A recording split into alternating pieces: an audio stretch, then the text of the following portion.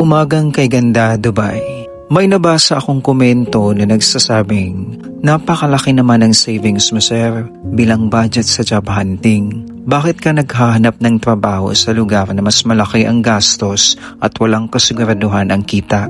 Alam mo kabayan, valid ang tanong mo po.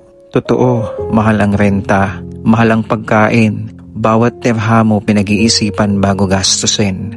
At oo, walang kasiguraduhan. Pero ganito yan, minsan hindi lang sa laki ng gastos na susukat ang desisyon natin. Minsan nandito tayo dahil nandito ang oportunidad, nandito ang mas malaking posibilidad. Nandito ang tsansa na mabago ang takbo ng buhay natin at ng pamilya natin.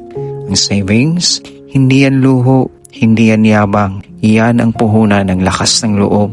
Yan ang safety net habang lumalaban. Lahat tayo bilang OFW may kanya-kanyang risk na tinataya. Walang kasiguraduhan, oo, pero may paniniwala. May sipag, may tiyaga, at higit sa lahat may pangarap. Hindi madali ang maghintay, hindi madali ang maghanap, pero mas mahirap ang sumuko. Ako si Will na nagsasabing, sa bawat dirham mo na nauubos, may kapalit na aral, lakas at panibagong pag-asa.